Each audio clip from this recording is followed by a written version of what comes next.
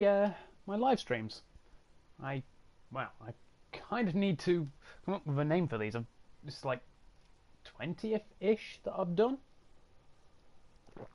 Today, we're playing Final Fantasy 12 The Zodiac Age. I'm actually fairly far through the game at the moment, as this will show you. I mean, come on, I've got nearly 1,000,000 gil. Everyone's at least level 50. I'm playing for over 70 hours. I've been able to dual class everybody. And more. Most of what I'm going to be focusing on during this stream will be how farming works, but also classes and how people's stats have changed. Now, a lot of you will, if you've played the original, will know that, well, Penelo actually is the strongest mage. Ash was a second. They seem to have rebalanced a lot of this over. That also comes from some of the licenses they've gained. Bash tends to be the strongest, but he has the lowest vitality. This comes into the classes which weren't present in the original, which I'll come to in a moment. Van tends to be your jack of all stats, master of none, but he has the highest highest stats all round overall. He might not have the single highest in any one particular area, but he will be generally your overall strongest. He's basically your ace, basically. Valthea, again, pretty well rounded, but he tends to have the highest strength and attack. Sort of. You generally have to compare him around Bash and what they're equipped with,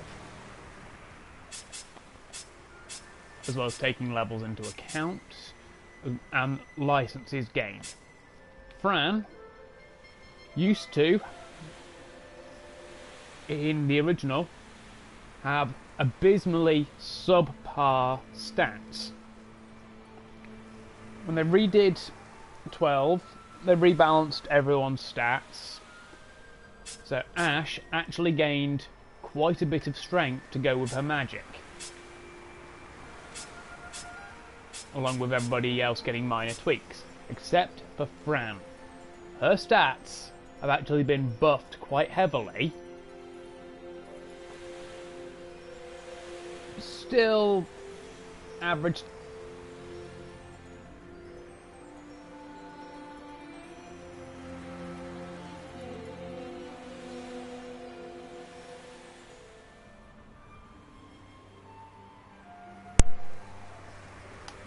Sorry about that, folks.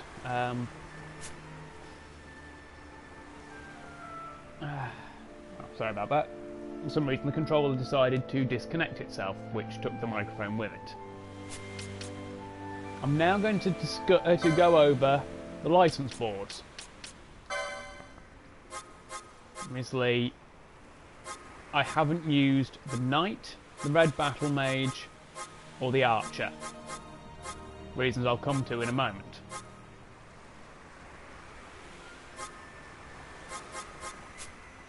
Typically, people's starting equipment tells you roughly what class you should put them in. For example, Van starts with a dagger.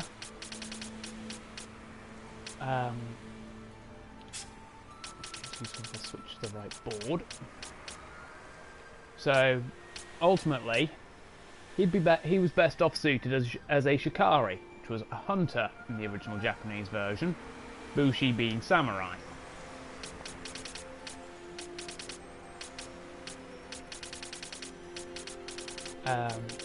Some of these licenses that are off from the board, that that I've got, I've gained through either an Esper or from his alternate job, because I started with the Shikari, which is basically an evasion-based tank. I get shields which boost evasion, and in a couple of cases also boost magical evasion. They get daggers, but they are also the only class that get to use ninja swords, most of which have been retuned to either have no element, to have the earth element in the case of, I believe, the Kagenui, or the Eiger blade, one of the two.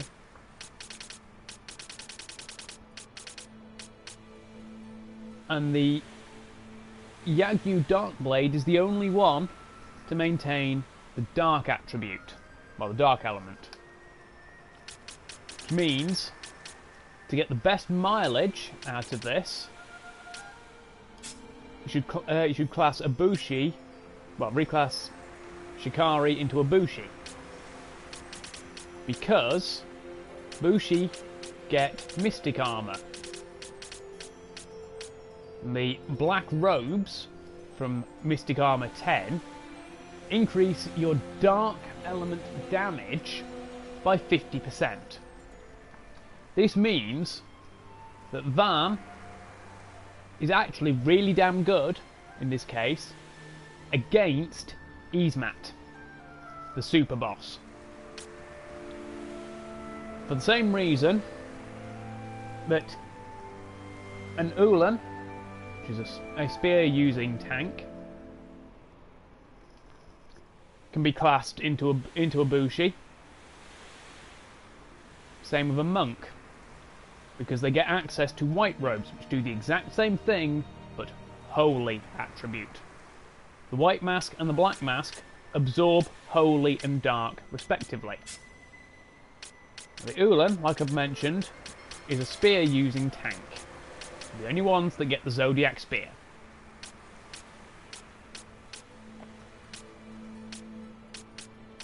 But Balthier starts with a gun. Why did I make him an Ulan? Why did I not keep giving him the gun class? Why keep him in the gun class and use that? Balthier, his attack animations all have a bit of a flourish to them, which means that his attack animations are slowed down. At a high enough speed, you can offset that, because you can just charge your attack back up quite quickly and attack again. But while it's offset, especially with classing into a Bushi, with all the swiftness licenses here, which reduce your action time by 10% each, so we actions 30% quicker. With a gun, which is one of the longest range weapons to charge up, his attack animation with that is the second slowest in the game. The only one slower with a gun is Pinello. I'll come to that again in a minute. Now, all three guys actually have a hidden value in their stats that raises their combo rate when using melee weapons to higher than any of the other classes.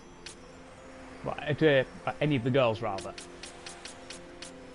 Which means that monks, Bushis, Ulans, Shikaris, they will all combo really quickly if it's one of the guys. Now with the right Esper, I can give Bash this part of the board, could be great. It gives him some of the most powerful white magics in the game, which is really useful.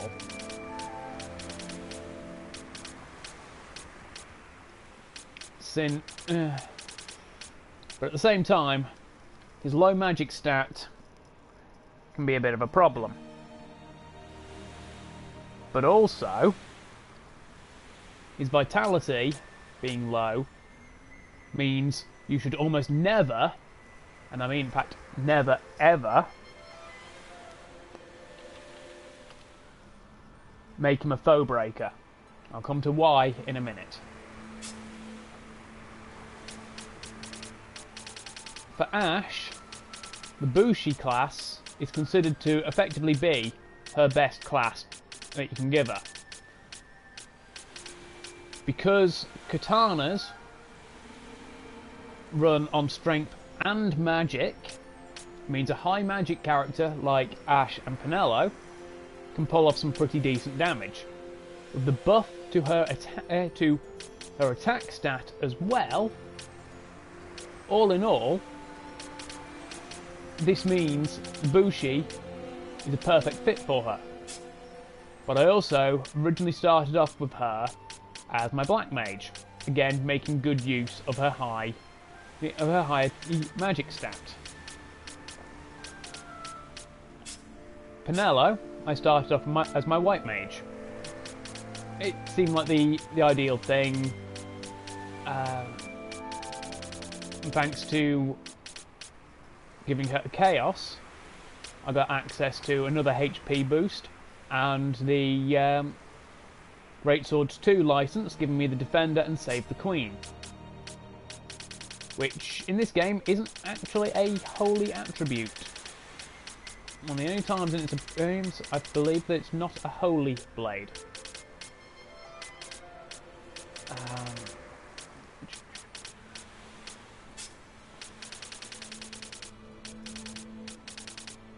And from the Time Battle Mage, she was also able to get heavy armor. It's the Time Battle Mage is your only source of reflect, haste,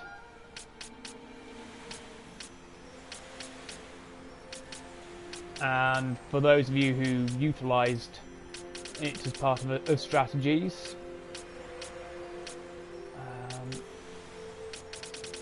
no, wait, no, that one's that's a green magic, which, there we go, bubble.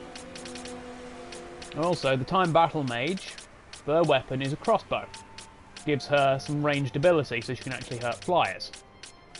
Poles and spears, so the monks and the Ulans, are also able to hit flyers as a result, because poles and spears have been redressed to be able to hit flyers. It's good. Now Penelo can take make good use of her of the various physical boosting licenses that were on both boards, because she's got Save the Queen. Then we come to Fran. Because measures do fixed damage, they will always do X amount of damage unless the on-hit effect triggers, in which case they do nothing. Because guns ignore defense, her lower stats do not hurt her in this class. But also with the light armor you get from here, raising your health,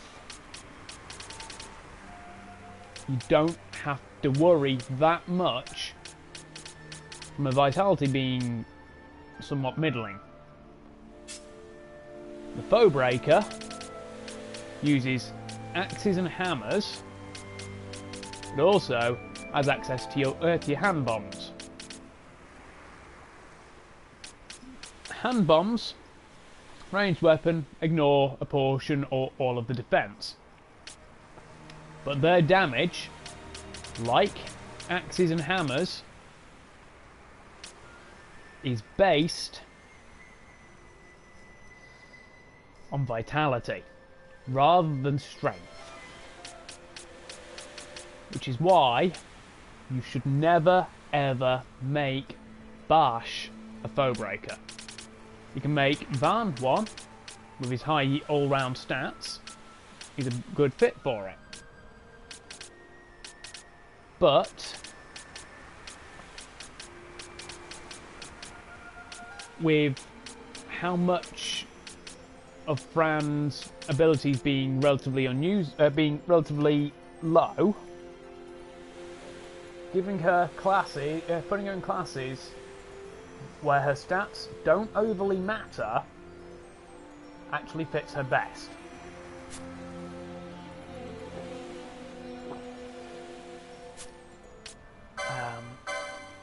By the time you leave Bajurba, if you bother to grind a lot, no. You can, like me, by the time I finish Bajurba, have bought every single target option for, well, the gambits.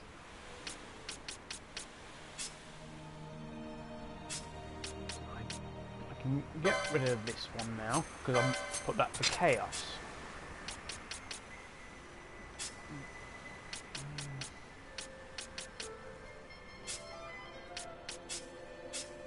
You can see I haven't really needed to give Bash any gambits.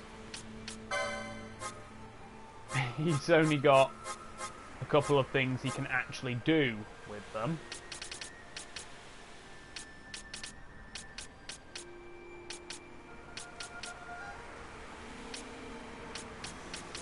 Unfortunately, I can't. There's no self-blind pick target targeting option, so you can't really gambit sight unseen, and a lot of espers and some bosses are immune to it anyway somehow.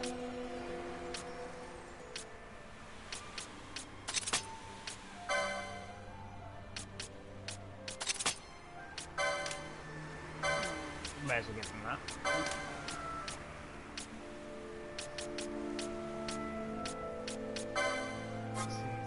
Else he can do.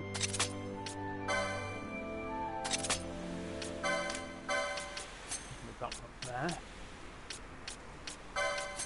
Lower the defense. Then attack. Actually, no. I can manually have him do that. Obviously, with Ash. All of the spells. Do have I got Blizzard? Yes, I have. Can't believe I didn't change that yet.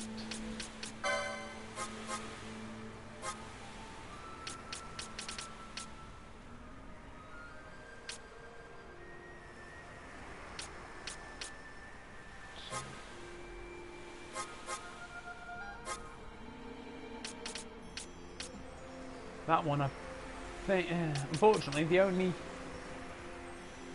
can't do well, no one in my party can cast arcanes. So that's the red battle mage, which is somewhat annoying.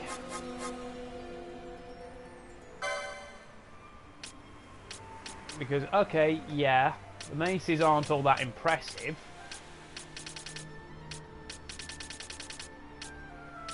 There's some shields that Van is missing.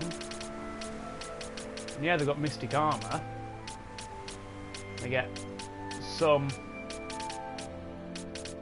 well, a decent amount of white magic and black magic at low tier. They get Ardor. The strongest fire spell in the game. Combined with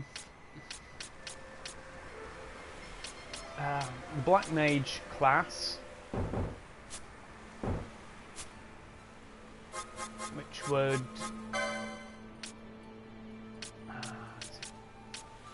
one of their staves, the Flame Staff, boosts fire damage by about 50%. Would put it basically the strongest single attack you can make in the game. Oh, and the level caps, well, not level cap, the damage cap has been lifted, and oh yeah, quickenings have been changed as well. They no longer run off of your MP gauge, so you can use them even if you're silenced. Instead, Espers, which you can now manually command, and quickenings all run off of those three little bars underneath characters' names and stats. Those are your missed charge gauges. Enough about talking about the characters and the stats. We're now going to focus on the farming end of things. There are two types, well, three if you count the map urns, or map and candle urns. There are two treasure chest types, unique and non-unique. Unique ones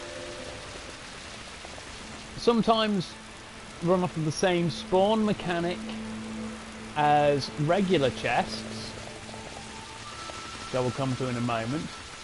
Other times don't, but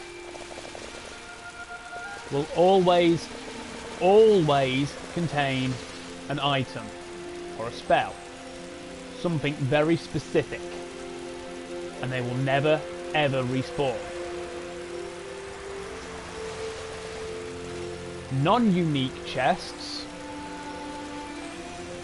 have a fixed spawn rate, usually 20%. If you do not have a diamond armlet, you will have two content choices. Gil, in a random value of less than 1,000. I've never seen more than about 200 to 250.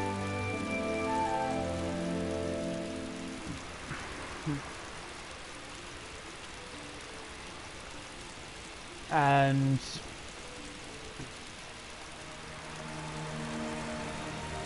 that's usually 50 to 80% of the time that it's spawned will contain Gil.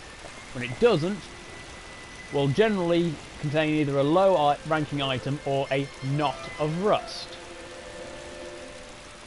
With the diamond armlet, knot of rusts become common when it's not holding in Gil. Then you get the potential for a stronger item drop. My god, have I spent over 20 minutes just going over the characters? Ow. What I'm doing now is called zoning, effectively. I'm leaving this part of the map, then re-entering it.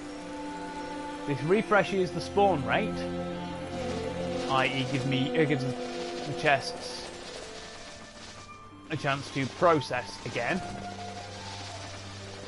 But I'm hunting a very specific item, which is found in one chest in this general area. I've worked out two of the ones that it will not be, which is the one that would spawn here and the one that would spawn up here. I've worked out what those two have. So I've got a list of the drops and which chests they're in, but not on here which of those they are. For example, again, Gil.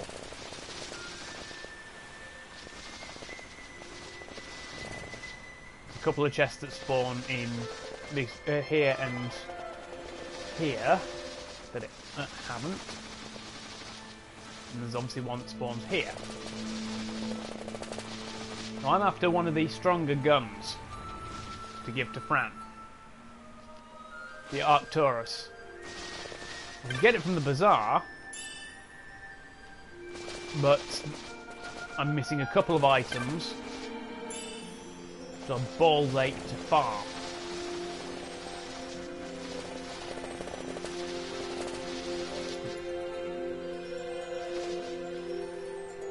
Now you can do this repeatedly. I know a lot of you will probably be wanting to see me fighting, and I'm wondering why the characters are moving so fast. So I've put the speed up bit on. So instead of taking like 2 minutes to do a circuit, I do it in like a quarter of the time.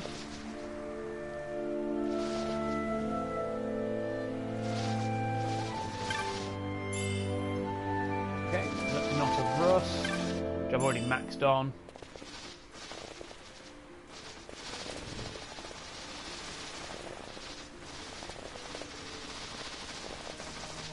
And just going back and forth, back and forth. A lot of the items I want are actually in this in the Cerobi Steppes. There's at least 2 items I want in the Terraced Bank, and the Yagyu Darkblade I can get in Crossfield.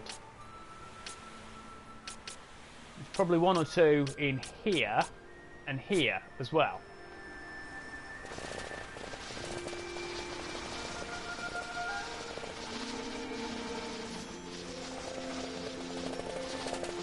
All in all, I'm looking at spending quite a while grinding back and grinding here.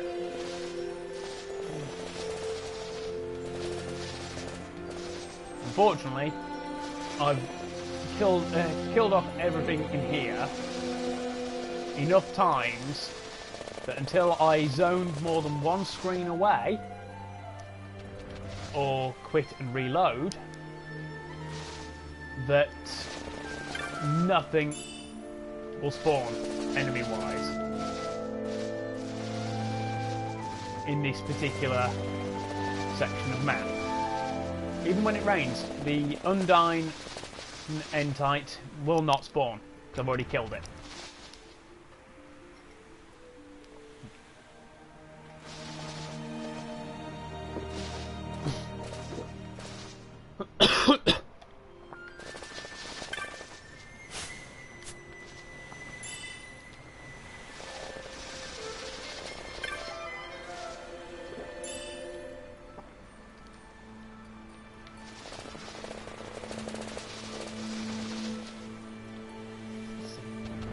If it's 1 in 100, if it's 20 in 100 chance for the chest to spawn, obviously 20%. That means that it only spawns 1 in 5 times to use the lowest fraction. Well, largest fraction actually. Then within that, all of these chests that I'm trying to spawn and check have an 80% chance of containing gil, which means that be 4/5 of that 1/5.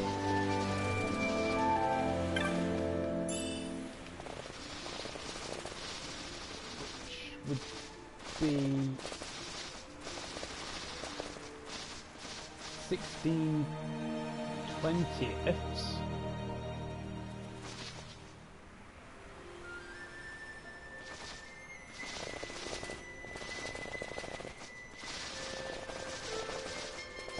Wait, no, that would be 4/20ths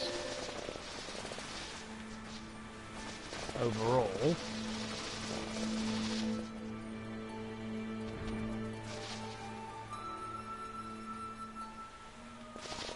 What would it? No, it'd be... It spawns 20 times in 100. 18 times will be Gil. 1.5 times will be Knot of Rust, if not closer to 1 and 7/8, or even 1.9 times. The remaining fragment of a chance is somewhere around 1% at best, would be the item I'm looking for. All in all, like 1 in 1,000, which is better than if you screwed up trying to get the Zodiac Spear in the original, and you opened one or more of the forbidden chests by the game's mechanic. It still dropped from a particular chest. You just needed about 1 in like 10,786 times. And it would drop with a diamond armlet.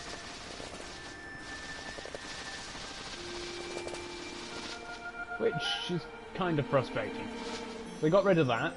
They got rid of the forbidden chest mechanics, and the one where if you didn't open any of the forbidden chests would be a guaranteed drop.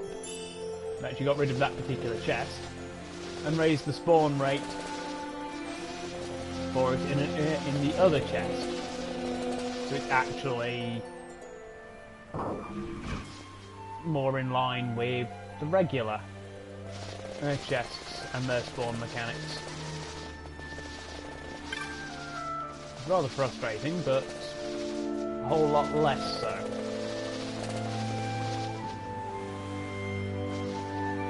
It is also still effectively the strongest weapon in the game, even though they did lower its strength. For balance issues, I believe. Maybe. Not entirely sure, but they did weaken it a bit. And they changed the license point cost for it as well.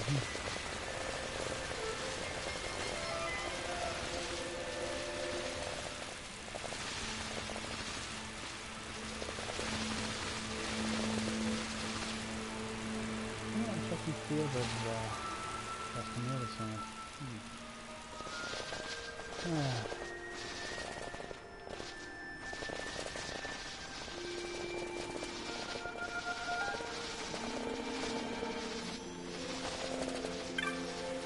I get the feeling today is going to just be one of those days.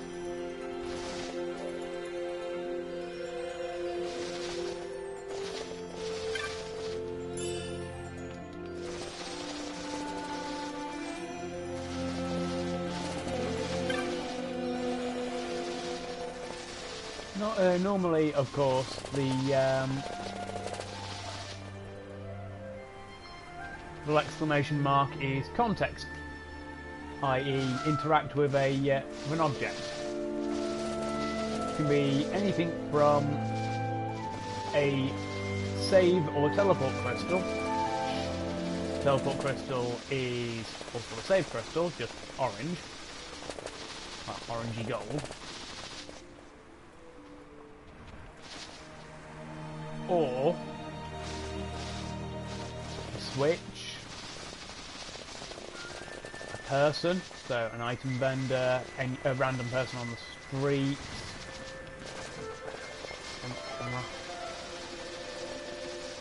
treasure chest, but also, whilst I'm here, the windmills. And that just puts me into a little conversation of a craftsmoogle. Is indeed a craftsman moogle.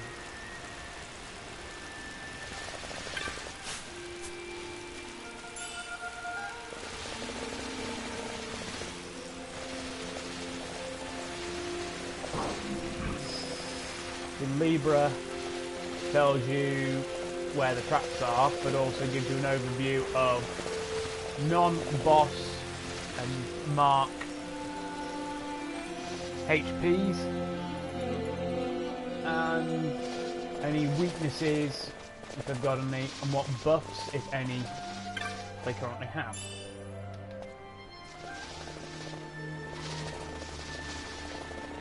As well as any debuffs you've inflicted on them. Traps have a very wide variety of what they do. Example, Wizard Vein Trap, which annoyingly hit Penella. That depletes your MP pretty badly. Even with the buff item, well not items, the buff abilities to MP restoring on license board, it'll still take her a while to recover nearly 700 MP.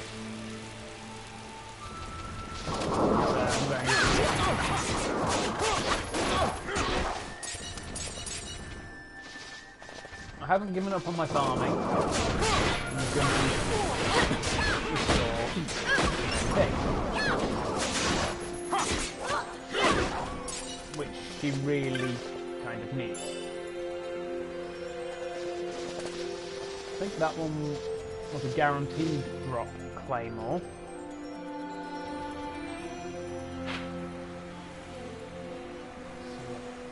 Vedic River. No, that was actually the rare drop. Huh. Stronger gun in this area is here, along with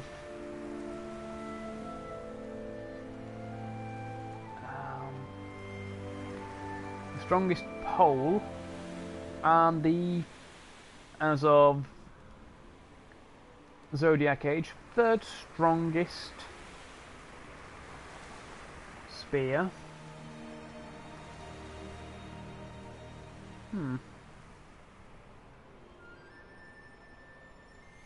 I'll have to come back for those. Doing that shouldn't have triggered these guys respawning, because I didn't zone very far. Only went to one screen.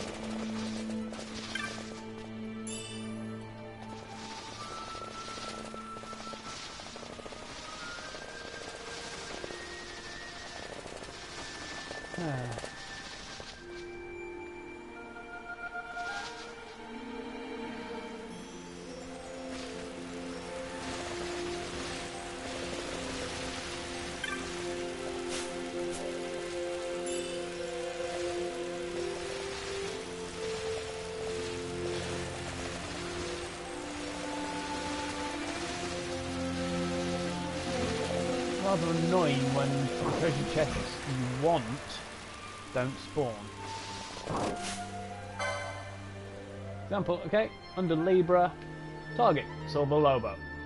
HP, pretty damn terrible. Weakness, Earth. None of my weapons, however, do Earth damage.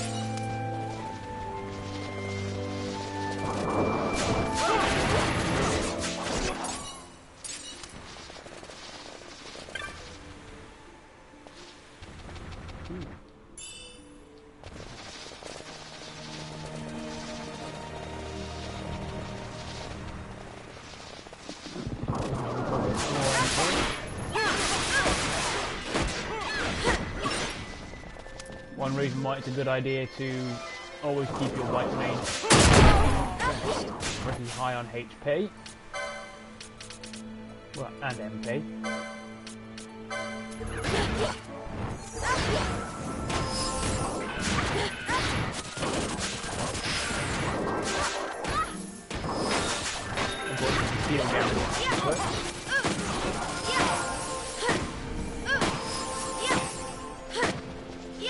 Your best. Well, that's frustrating.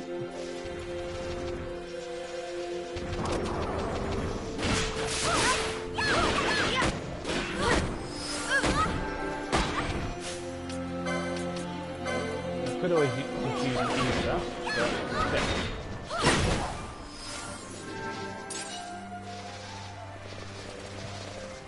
Covered anything.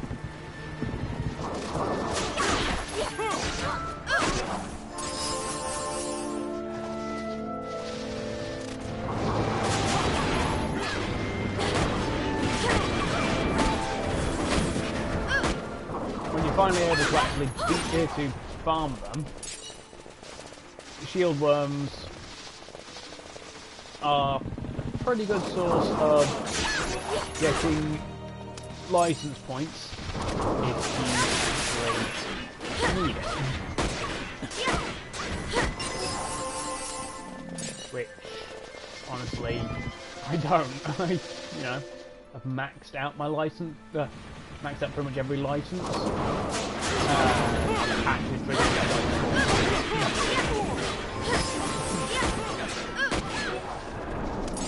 frustrating.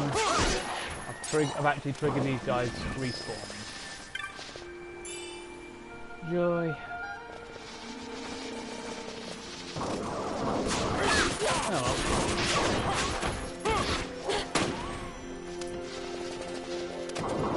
These things, however, are some of the most annoying things to try and kill, and what you they're a flying enemy, but only certain people can actually hit them.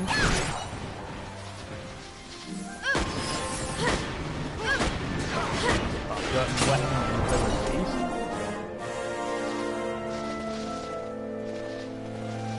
What's more, they will completely at random decide to use kamikaze on you. Which means you get no experience, no items off, no license points from them. But they also, whilst they don't break your chain for kills, for purposes of loot, they also don't add to any totals from that you've killed for them. Your beast makes them exceptionally frustrating. I've gone to steal from one before, on numerous occasions, and it's just outright gone, yeah, no, kamikaze, straight off.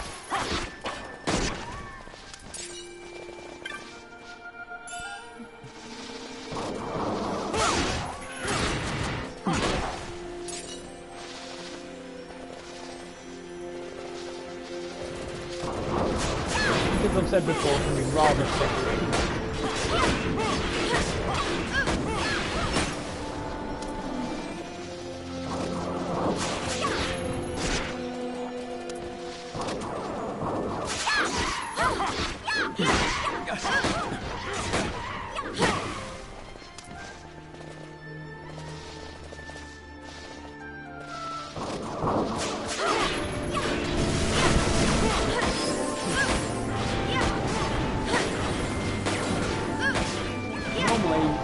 Has the Sage's Ring equipped, which not only absorbs holy but halves MP cost. So it's a whole lot easier for her to heal everybody, but the fact that I need the Diamond Armlet in it, which I have 3 of,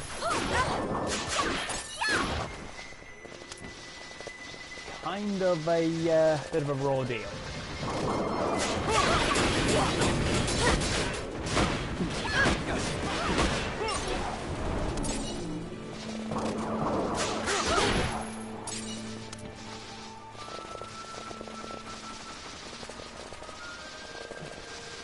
Nothing else has spawned in the interim.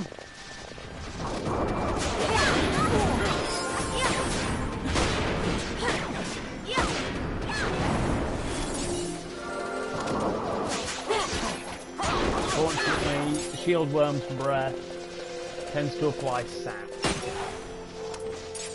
Quite a pain. You need effectively maxed out Remedy Lore or Essener in which to deal with it.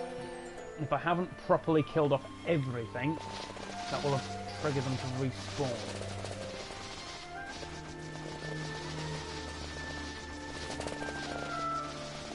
great if you want to farm experience and life points. Not so great if you want to find items.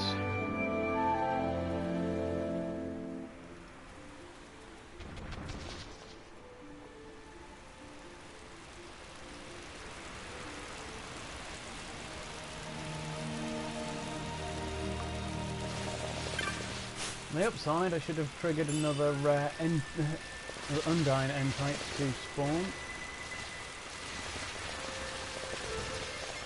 And despite the somewhat wide array of levels they can be,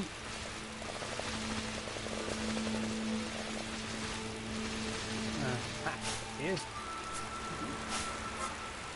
with end types, you are recommended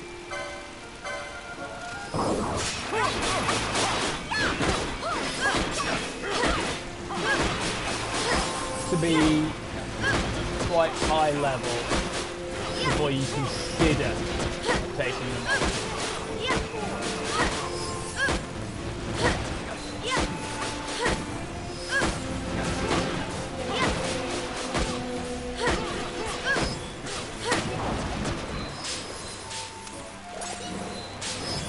Because they are fucking strong. They can and will tear you apart if you're not careful. Thankfully, they only ever come out under certain conditions. For example, the Undyne N-types will only ever appear when it's raining. They'll only appear on the Cerobi steppes. I think it's got another habitat actually, which is not listed under the Cerobi steppes, I'm afraid.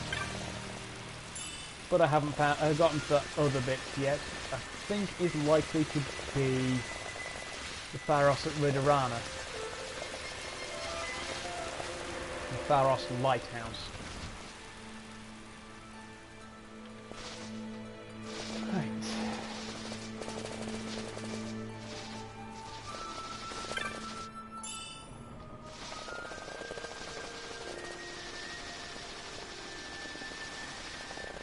Unfortunately, there are no mods for this game, so I can't actually work out what's in a treasure chest before I open it, nor can I have the game only spawn the chests that I want.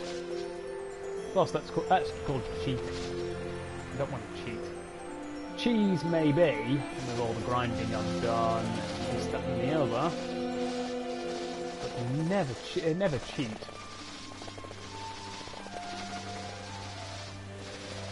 Especially since cheating usually locks you up from getting trophies as well. I want my trophies. I'm not a completionist hound. My very small number of platinums will kind of prove that, but still.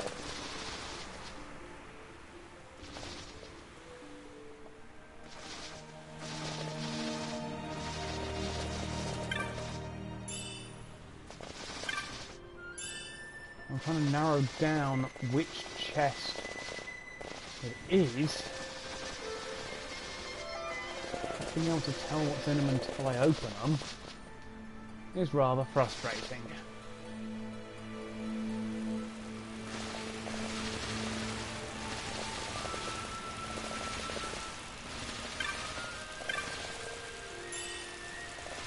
Wouldn't mind if it was just, you know, low spawns.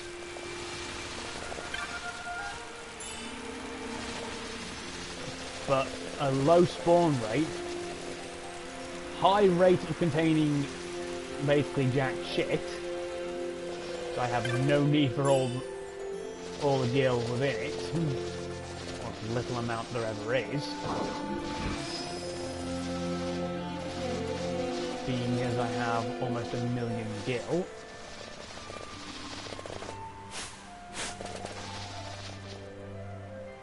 I honestly, well, and also being maxed on Nox and Rust, honestly would like to know what what's in a chest, let's see whether it's worth my time opening. Very Libra let you do that.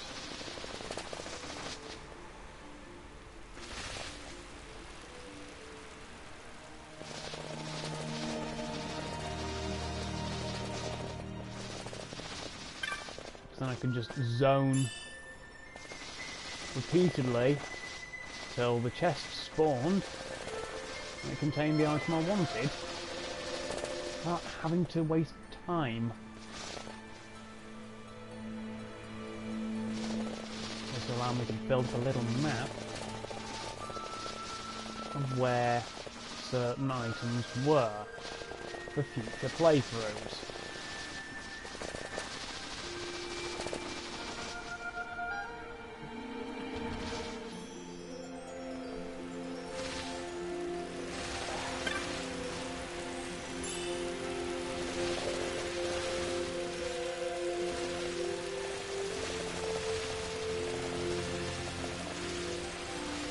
Well, fixing it so they spawned 100% of the time, all the chests spawned every time, would also be fine.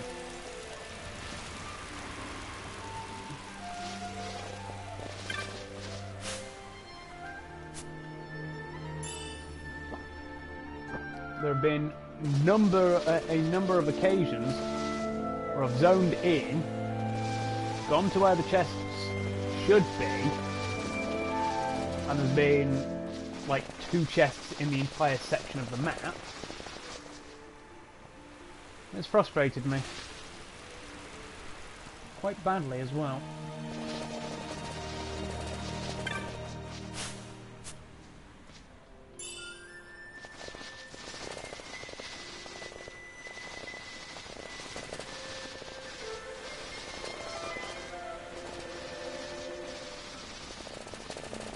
So there's literally that one chest. Okay, I know it's only one in... There we go, rare drop. That's one of the... That's not the item I wanted. But... an example of how with Diamond Armlet they hold 3 potential drops. Gil, not of rust, or a particular item.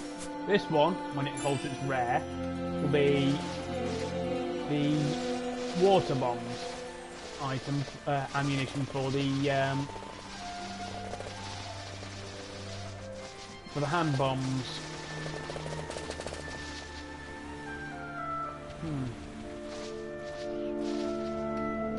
Effectively, I'll be doing this until I get the Arcturus,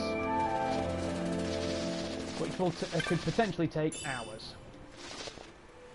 Oh, hang on, the mail's here today, so I'll be back in a moment.